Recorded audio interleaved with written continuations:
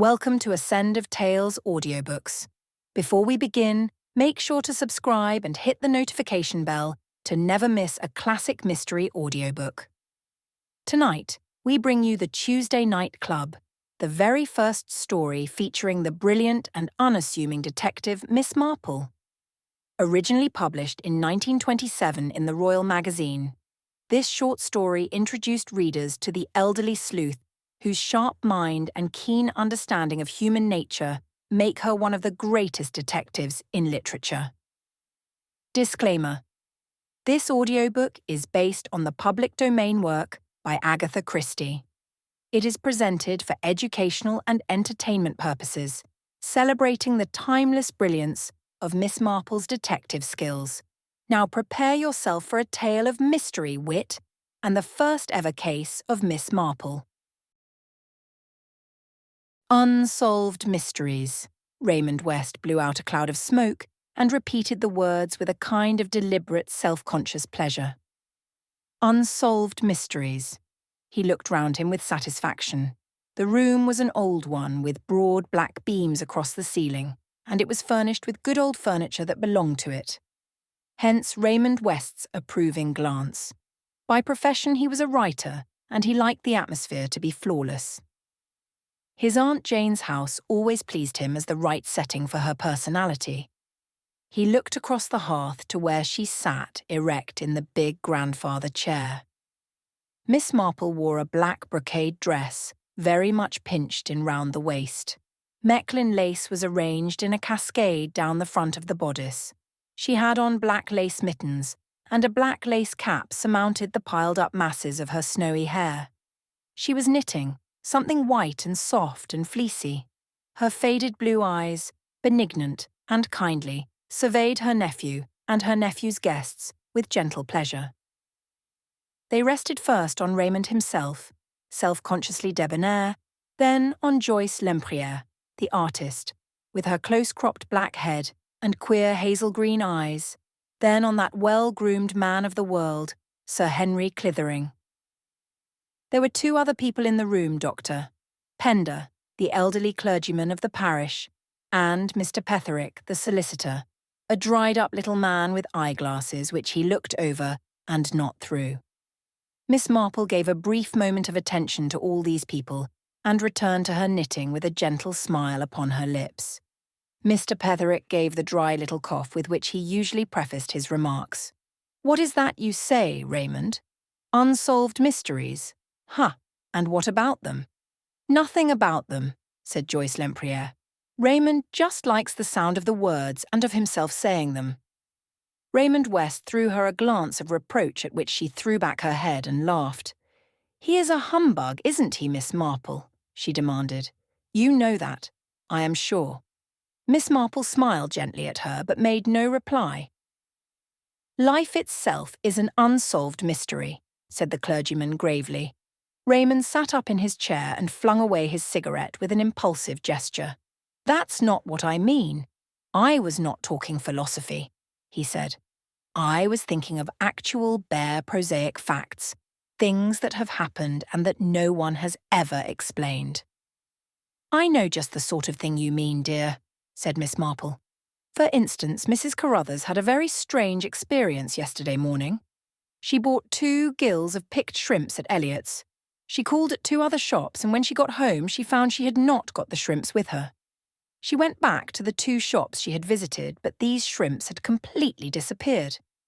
Now that seems to me very remarkable." "A very fishy story," said Sir Henry, Clithering gravely. "There are, of course, all kinds of possible explanations," said Miss Marple, her cheeks growing slightly pinker with excitement. "For instance, somebody else—" "My dear aunt," said Raymond West with some amusement, "I didn't mean that sort of village incident. I was thinking of murders and disappearances, the kind of thing that Sir Henry could tell us about by the hour, if he liked." "But I never talk shop," said Sir Henry modestly.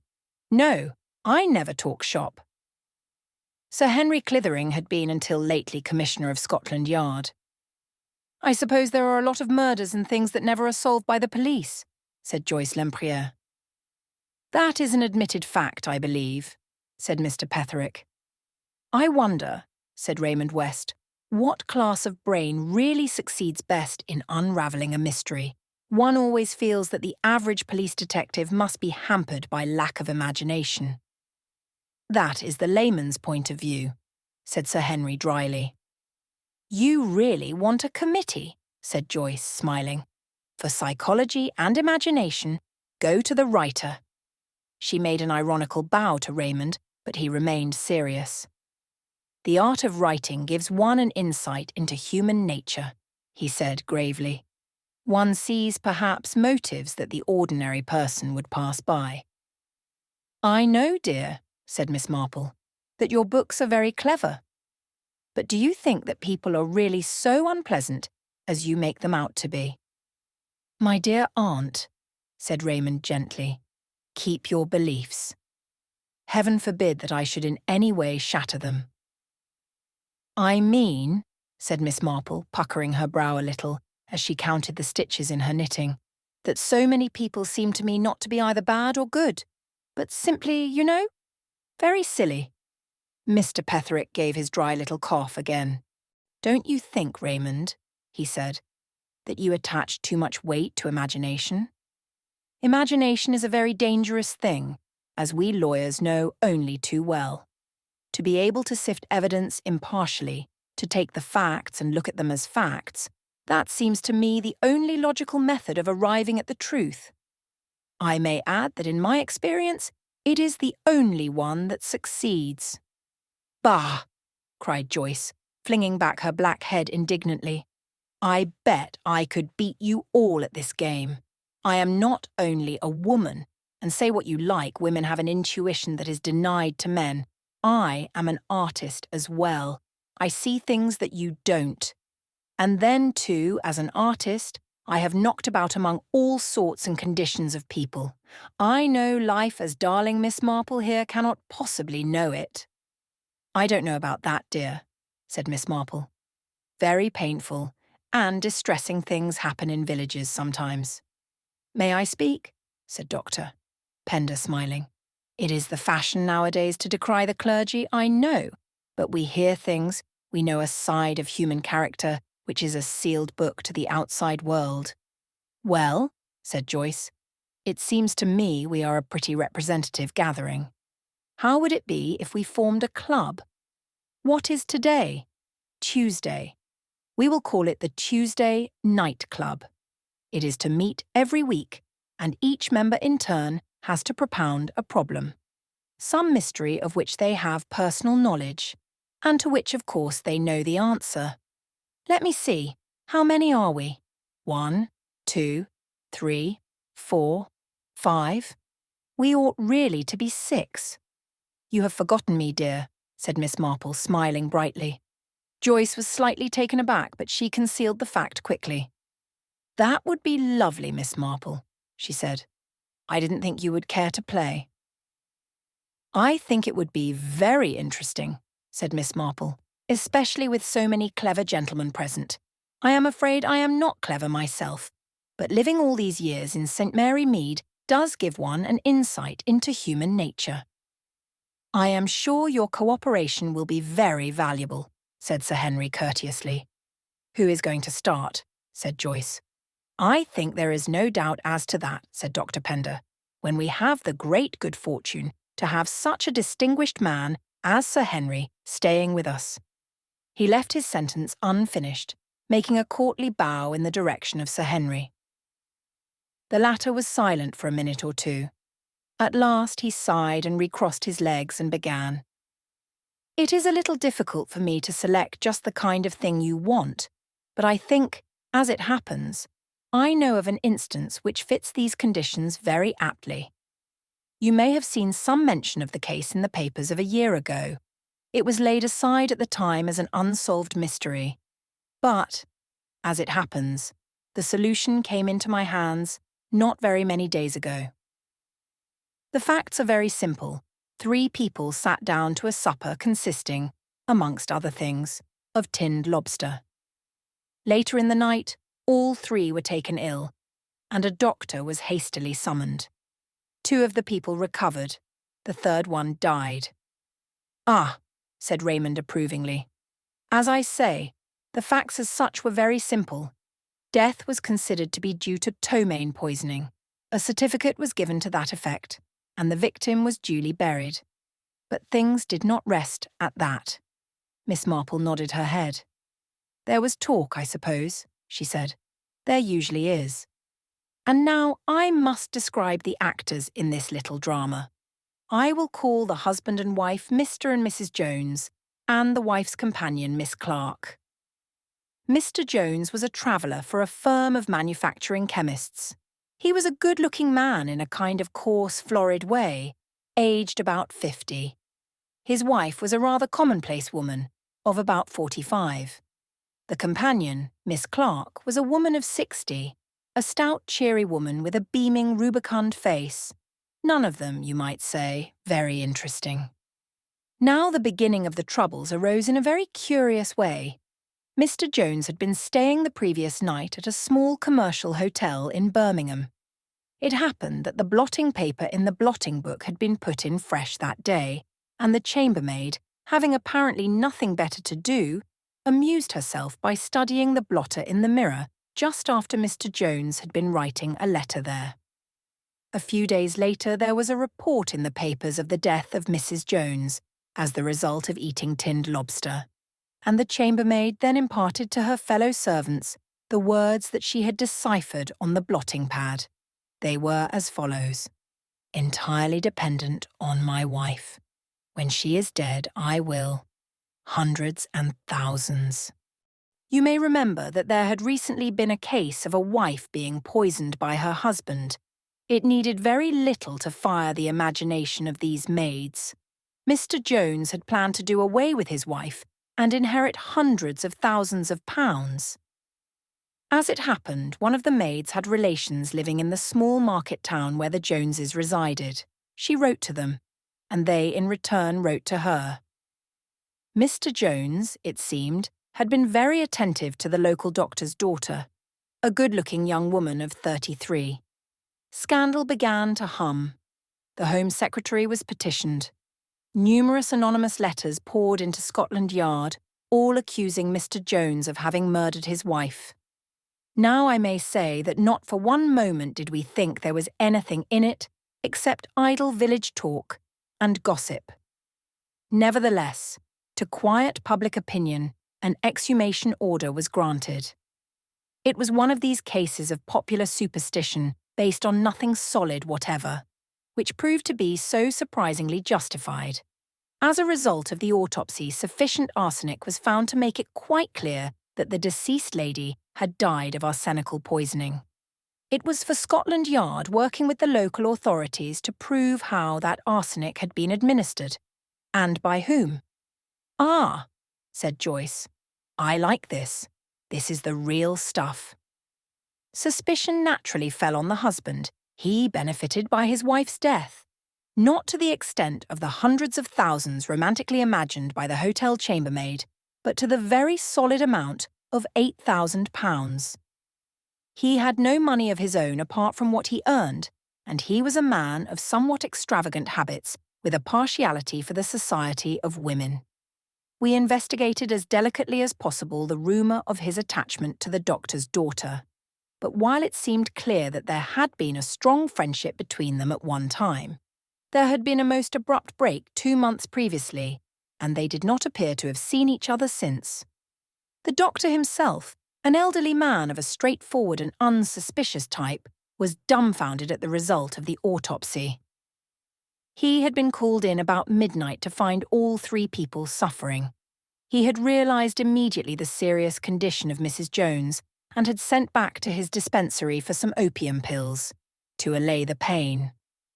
In spite of all his efforts, however, she succumbed. But not for a moment did he suspect that anything was amiss. He was convinced that her death was due to a form of botulism. Supper that night had consisted of tinned lobster and salad, trifle and bread and cheese. Unfortunately, none of the lobster remained. It had all been eaten and the tin thrown away. He had interrogated the young maid, Gladys Lynch. She was terribly upset, very tearful and agitated, and he found it hard to get her to keep to the point. But she declared again and again that the tin had not been distended in any way, and that the lobster had appeared to her in a perfectly good condition. Such were the facts we had to go upon. If Jones had feloniously administered arsenic to his wife, it seemed clear that it could not have been done in any of the things eaten at supper, as all three persons had partaken of the meal. Also, another point, Jones himself had returned from Birmingham just as supper was being brought in to table, so that he would have had no opportunity of doctoring any of the food beforehand.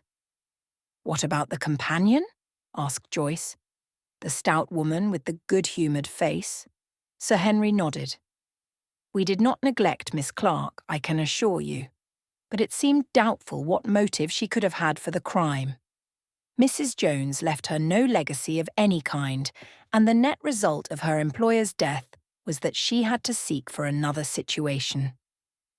"That seems to leave her out of it," said Joyce thoughtfully.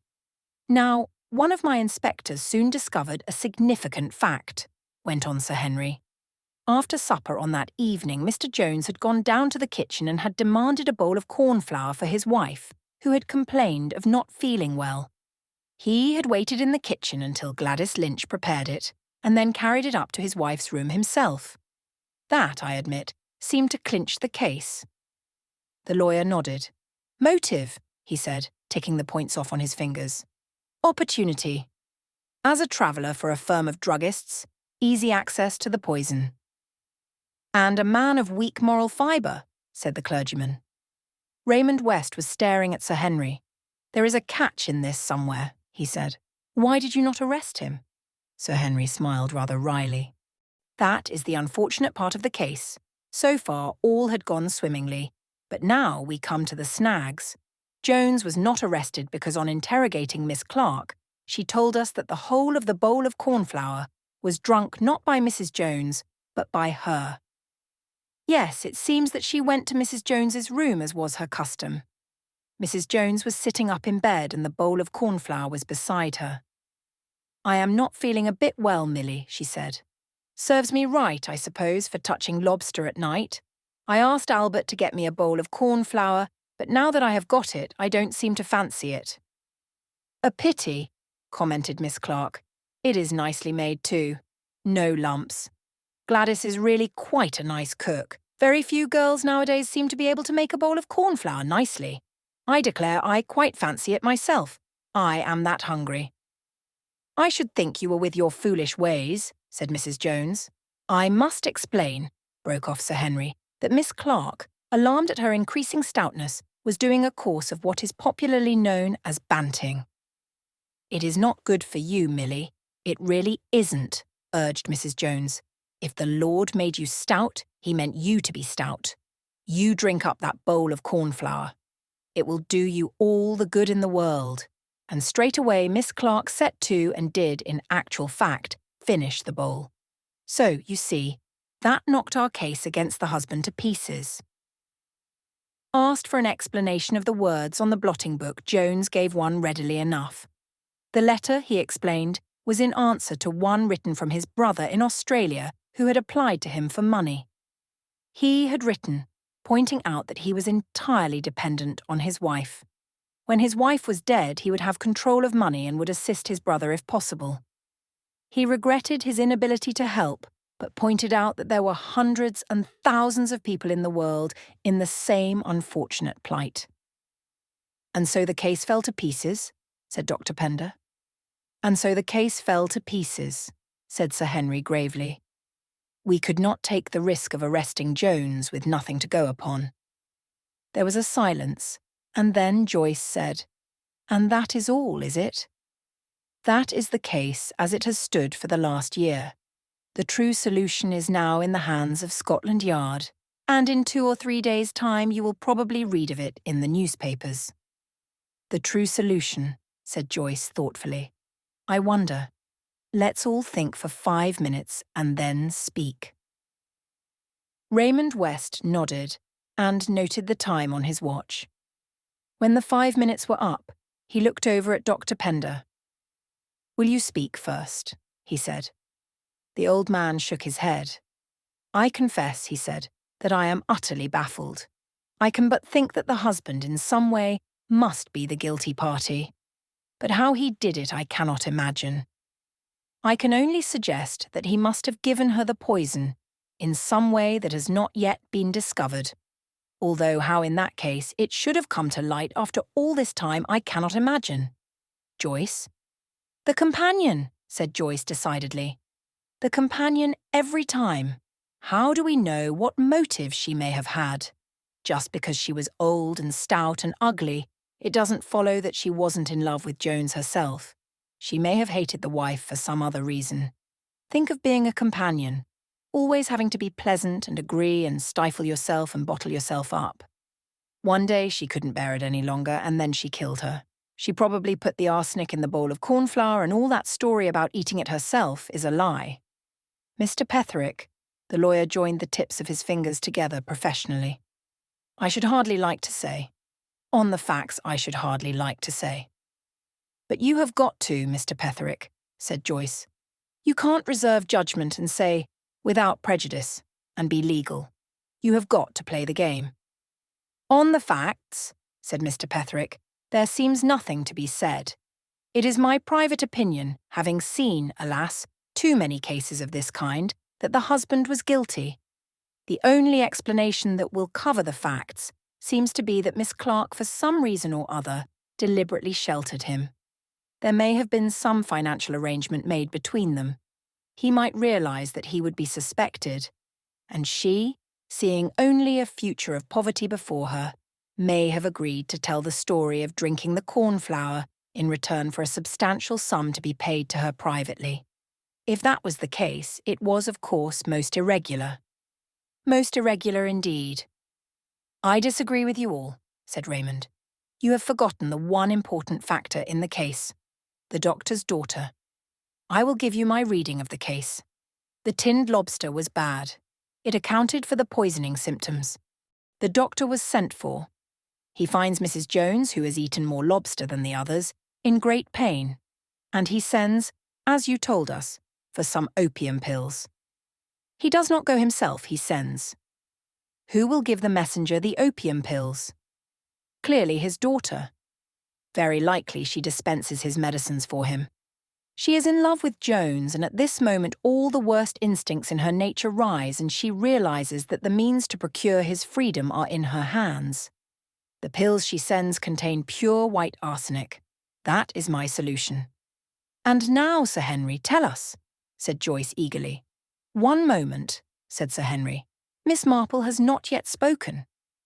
Miss Marple was shaking her head sadly. "Dear, dear," she said, "I have dropped another stitch. I have been so interested in the story. A sad case. A very sad case. It reminds me of old Mr. Hargraves, who lived up at the Mount. His wife never had the least suspicion, until he died, leaving all his money to a woman he had been living with and by whom he had 5 children. She had at one time been their housemaid. Such a nice girl, Mrs. Hargraves always said, thoroughly to be relied upon to turn the mattresses every day, except Fridays, of course. And there was old Hargraves keeping this woman in a house in the neighbouring town, and continuing to be a churchwarden, and to hand round the plate every Sunday. "My dear Aunt Jane," said Raymond with some impatience, "what has dead and gone Hargraves got to do with the case?" "This story made me think of him at once," said Miss Marple. "The facts are so very alike, aren't they? I suppose the poor girl has confessed now, and that is how you know, Sir Henry." "What girl?" said Raymond. "My dear aunt, what are you talking about?" "That poor girl, Gladys Lynch, of course, the one who was so terribly agitated when the doctor spoke to her, and well she might be, poor thing. I hope that wicked Jones is hanged, I am sure, making that poor girl a murderess. I suppose they will hang her too, poor thing." "I think, Miss Marple, that you are under a slight misapprehension," began Mr. Petherick. But Miss Marple shook her head obstinately and looked across at Sir Henry. "I am right. Am I not? It seems so clear to me.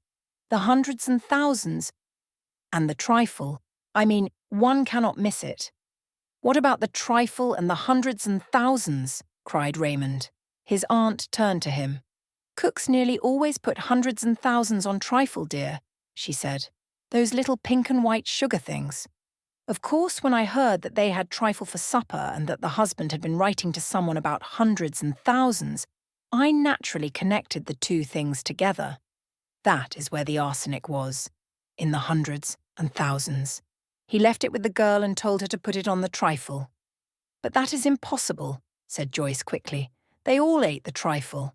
Oh, no, said Miss Marple. The companion was banting, you remember. You never eat anything like trifle if you are banting. And I expect Jones just scraped the hundreds and thousands off his share and left them at the side of his plate. It was a clever idea, but a very wicked one. The eyes of the others were all fixed upon Sir Henry. It is a very curious thing, he said slowly, but Miss Marple happens to have hit upon the truth. Jones had got Gladys Lynch into trouble, as the saying goes. She was nearly desperate. He wanted his wife out of the way and promised to marry Gladys when his wife was dead. He doctored the hundreds and thousands and gave them to her with instructions how to use them. Gladys Lynch died a week ago. Her child died at birth and Jones had deserted her for another woman. When she was dying, she confessed the truth. There was a few moments' silence and then Raymond said, Well, Aunt Jane, this is one up to you. I can't think how on earth you managed to hit upon the truth. I should never have thought of the little maid in the kitchen being connected with the case. No, dear, said Miss Marple, but you don't know as much of life as I do. A man of that Jones's type, coarse and jovial. As soon as I heard there was a pretty young girl in the house, I felt sure that he would not have left her alone. It is all very distressing and painful, and not a very nice thing to talk about. I can't tell you the shock it was to Mrs. Hargraves, and a 9 days' wonder in the village. Thank you for listening to Ascend of Tales audiobooks. We hope you enjoyed the Tuesday Night Club, where Miss Marple made her legendary debut and proved that sharp observation is more powerful than brute force. What did you think of her first ever case? Let us know in the comments below. Before you go, don't forget to like, subscribe, and share this audiobook with fellow mystery lovers. Your support helps us bring more classic detective stories to life. If you love Agatha Christie, classic mysteries, and detective fiction, be sure to hit the notification bell so you never miss an episode. Until next time, keep your wits sharp and your curiosity alive, because mysteries are everywhere.